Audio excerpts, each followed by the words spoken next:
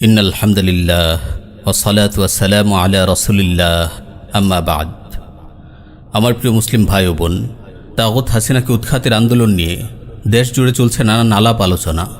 আন্দোলনের master mind নিয়েও চলছে নানান বিশ্লেষণ। কিভাবে সম্ভব হলো 16টি বছর ধরে ক্ষমতার আসনে চেপে বসা দাম্ভিক স্বৈরাচারের এমন লাঞ্ছনাদায়ক পতন? কিভাবে অল্প সময়ে পুরো দেশ জুড়ে সংগঠিত হলো ছাত্র জনতার এই দুর্বার আন্দোলন?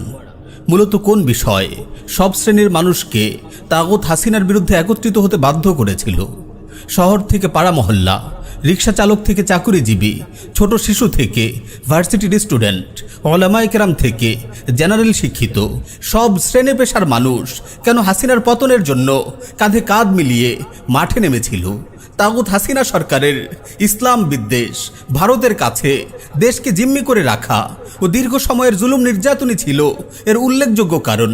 তাগুত হাসিনার শাসন আমলে ইসলাম বিদ্বেষ এত চরম মাত্রায় পৌঁছেছিল যে প্রিয় নবী সাল্লাল্লাহু আলাইহি ওয়াসাল্লামের সুন্নাহ পালনের কারণে মুসলিম যুবকদের জঙ্গি আখ্যায়িত করে হয়রানি করা হতো, নারী শিক্ষার্থীদের হিজাব পরিধানে বাধা প্রয়োগ করা হতো, কমলমতি মুসলিম শিক্ষার্থীদের ঈমান হারা করার জন্য শিক্ষা সিলেবাসে যুক্ত করা হয়েছিল ঈমান বিধ্বংসী বিভিন্ন বিষয়।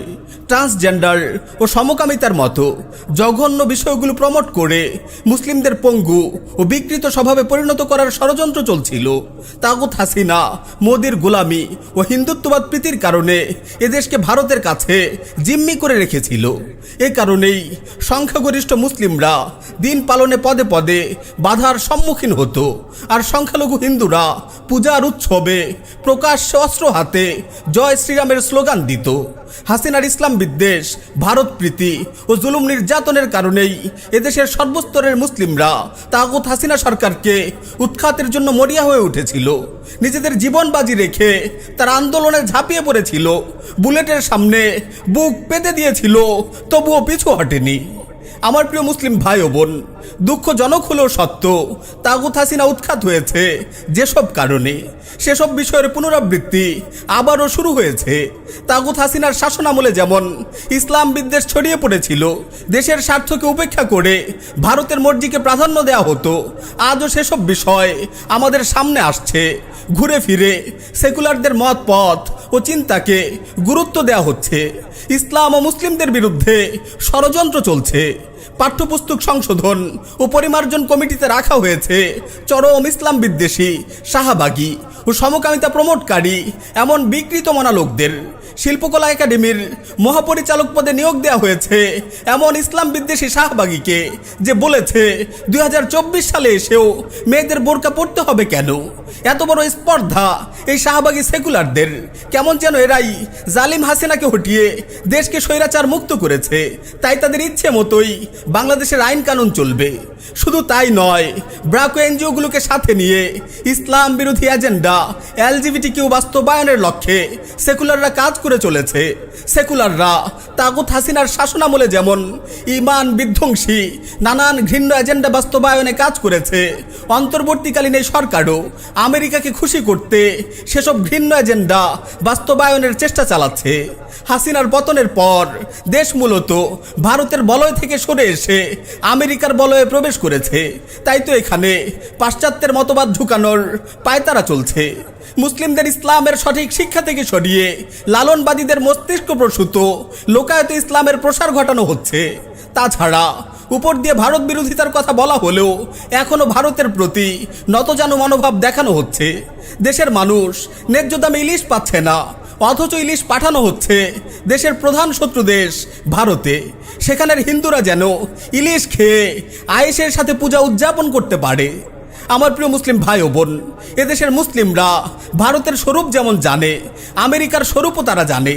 তারা ভালো করেই জানে মুসলিমদের প্রধান শত্রু ইসরায়েলের ইহুদিদের সহায়তা করে যাচ্ছে এই আমেরিকাই, যাদের হাত রঞ্জিত হয়েছে লাখো লাখো মুসলিমের রক্তে। আর মুসলিমরা ভালো করেই জানে আমেরিকার ভূত কিভাবে তাড়াতে হয়। আমেরিকা বহু দম্বদাপট দেখিয়ে আফগানিস্তানে এসেছিল, অনেক ঔদ্ধত্য দেখিয়েছিল, পরিশেষে তাদের পরিণতি কি হয়েছিল? লাঞ্ছনাদায়ক পরাজয় বরণ করেই তারা আফগানিস্তান থেকে পালিয়ে গিয়েছিল। সুতরাং আজও যারা আমাদের এই দেশকে আমেরিকার গোলাম রাষ্ট্রে পরিণত করে নিজেদের ক্ষমতাকে পাকাপোক্ত করার স্বপ্ন দেখছে, পাশ্চাত্যের নোংরা কালচার এদেশে বিস্তার করে আমেরিকাকে খুশি করার চেষ্টা চালাচ্ছে, আমরা তাদের সতর্ক করে দিতে চাই, এদেশের মুসলিমরা ভারত কিংবা আমেরিকা কারো গোলামি ও আগ্রাসন মেনে নেবে না। তাগুত হাসিনার পতনের এই আন্দোলন থেকে তোমরা শিক্ষা নাও। ভারতের গোলামি হাসিনাকে ক্ষমতায় টিকিয়ে রাখতে পারেনি। লীগের বিশাল গুন্ডা বাহিনী থাকা সত্ত্বেও হাসিনা নিজের গদি ধরে রাখতে পারেনি। ছাত্র জনতার সাহসী অগ্রযাত্রার সামনে সব জালিমের পতন ঘটেছে। এই আন্দোলন থেকে মুসলিমদের সবচেয়ে বড় অর্জন হলো মুসলিম তরুণরা জেগে উঠেছে। তারা তাদের হারিয়ে যাওয়া সাহস আবারও ফিরে পেয়েছে।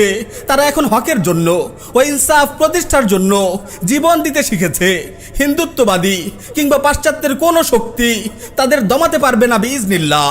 যারা পাশ্চাত্যের ভাবধারা কিংবা লালন ধর্ম প্রতিষ্ঠার স্বপ্ন দেখছে তাদের আমরা সতর্ক করে দিতে চাই, আমাদের মুসলিম তরুণরা পশ্চিমা চিন্তাধারায় মোহগ্রস্ত কথিত কোনো মাস্টার মাইন্ডের জন্য জীবন দেয়নি। লালন প্রেমী ফরহাদ মাজহার তাকে দেখেও তারা মাঠে নামেনি। তারা মাঠে নেমেছে ইসলামী চেতনাকে বুকে ধারণ করে, শহীদ হওয়ার তামান্না নিয়ে। তাগুত হাসিনার শাসনামলের ন্যায় আবারও যদি জুলুম, নির্যাতন ও ইসলাম বিদ্বেষের পুনরাবৃত্তি চলতে থাকে, শহীদের রক্তের সাথে যদি আবারও গাদ্দারি করা হয়, তাহলে মুসলিম তরুণরা শাহাদাতের তামান্না নিয়ে আবারও মাঠে নামবে। শরিয়া প্রতিষ্ঠার মাধ্যমেই তারা তাদের অধিকার নিশ্চিত করবে ইনশাআল্লাহ। শরিয়া প্রতিষ্ঠার মাধ্যমেই তারা তাদের অধিকার নিশ্চিত করবে ইনশাআল্লাহ।